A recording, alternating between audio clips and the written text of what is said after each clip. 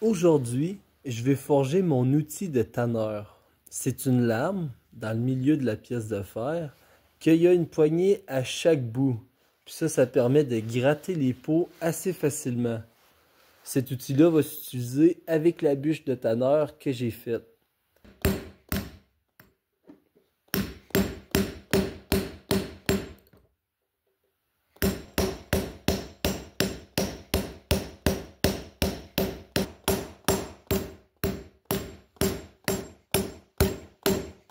Maintenant que le clou a une forme un peu aplatie, je vais venir commencer par faire à chaque bout du clou, une prise pour fixer une poignée. Comme ça, je vais déjà avoir mes poignées pour fixer mes bouts de bois dessus. Puis je vais pouvoir venir forger la lame au milieu à la fin avec le métal qui va rester. Pour continuer la forge, sans que ça fasse mal aux mains, parce que là je commence à taper plus fort que tantôt sur les bouts, je viens fixer mon petit morceau de métal dans un rondin. Comme ça, j'ai juste besoin de le clouer, puis il va tenir plus facilement.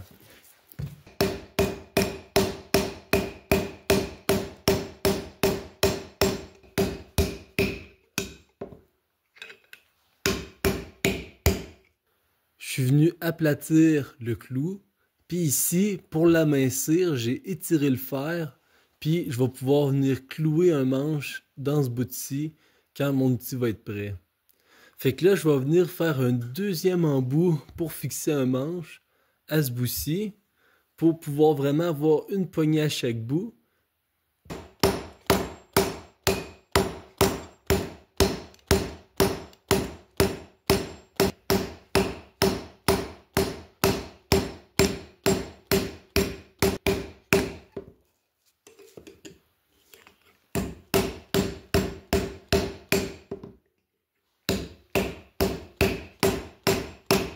Je suis venu tirer le fer sur les deux bouts pour pouvoir avoir une forme pointue puis mince qui va me permettre de facilement fixer un manche à chaque bout. Là maintenant, je vais être rendu à faire une lame. Je vais forger ici en étirant le métal vers l'extérieur. Puis ça va amincir ici tranquillement jusqu'à ce que j'aille une belle lame. Mais je veux pas que ça coupe autant qu'un couteau. Fait que ça, c'est à l'affûtage. Je vais venir le laisser un peu moins affûté qu'un couteau. Je vais venir positionner mes deux poignets en même temps, puis je vais venir taper sur le dessus. Ça évite d'avoir à briser une des deux pointes des clous, puis ça met un bout de bois à chaque bout. Ce ne sera pas la poignée finale, parce que je vais faire de quoi de plus raffiné, mais pour l'instant, pour la forge, je vais me servir de ça. Fait que là, on peut voir, il y a un des deux bouts qui a beaucoup plus rentré que l'autre. Fait que je peux venir l'enlever. Puis comme ça, j'ai mon outil fixé dans une pièce de bois. Puis je vais venir forger la lame de ce côté-ci.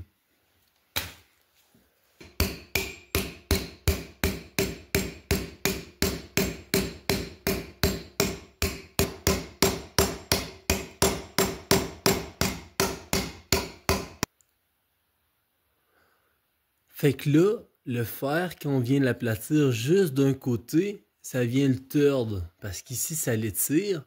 Puis ça fait que quand ça l'étire, ça pousse par en bas l'autre bout. Ce qu'on va faire, j'ai pas encore beaucoup aminci le tranchant de la lame. Il est encore très épais.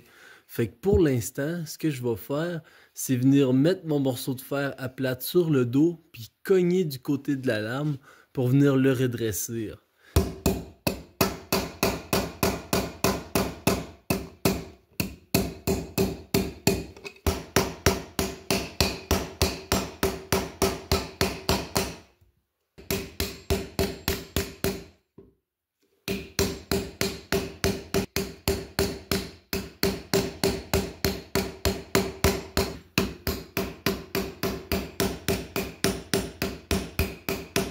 Là, on peut voir, là, c'est quand même très mince au niveau de la lame. Puis, à l'endos de l'outil, c'est encore assez épais. Là, je vais pouvoir venir aplatir le matériel du dos de la lame. Puis, quand il va s'étirer, ça va venir redresser mon outil.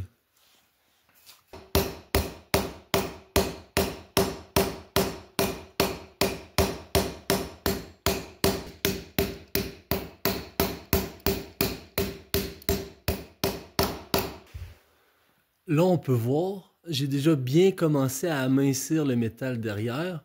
Ça l'a déjà pas mal redressé mon outil.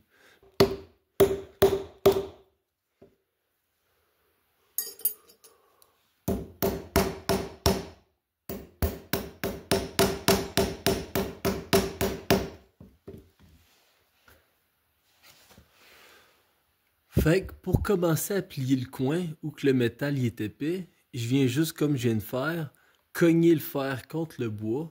Fait que comme ça vient plier où que c'est plus massif. Puis pour finir de donner le rond où que c'est plus mince, vu que c'est plus facile, on vient juste prendre un morceau de bois qu'on avait fait un trou tantôt pour clouer le manche. Je viens rentrer ma pièce dedans. Puis là, je viens doucement plier le fer grâce au manche en bois.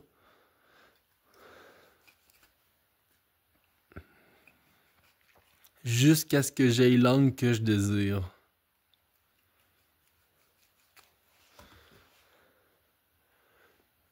Puis juste comme ça, on peut voir, les deux moitiés sont pas égales.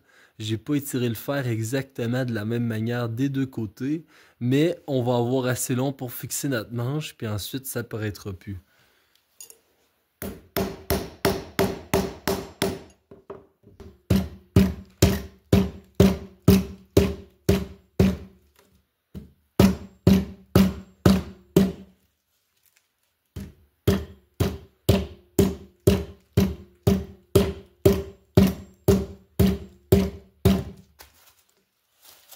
Fait que là, je suis venu délicatement couper le bois à la hache pour avoir des faces pas mal plates pour piquer mes outils dedans.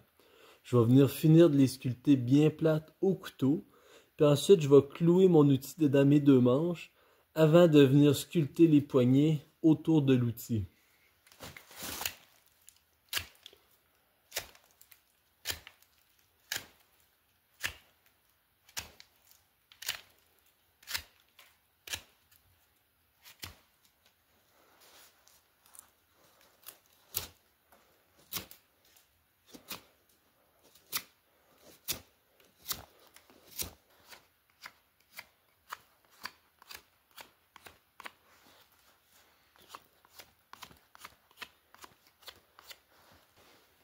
Fait que là maintenant, il va juste rester à venir affûter mon outil, puis après ça, il va être prêt pour venir travailler sur les peaux.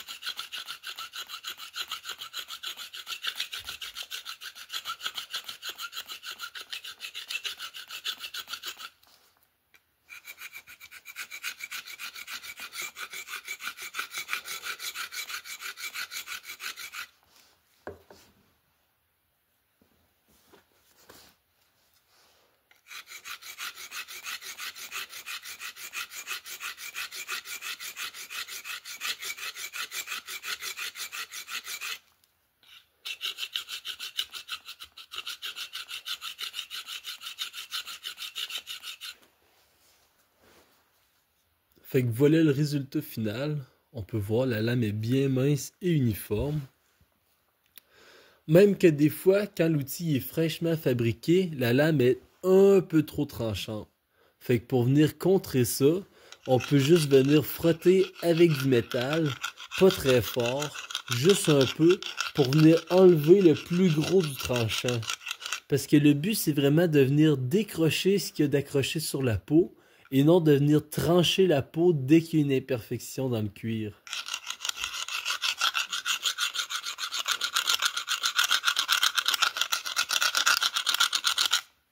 Mais des fois, quand l'outil va vraiment moins bien, on peut quand même venir se permettre de l'affûter un peu pour qu'il puisse vraiment venir décrocher avec précision ce qu'il y a de collé sur le cuir.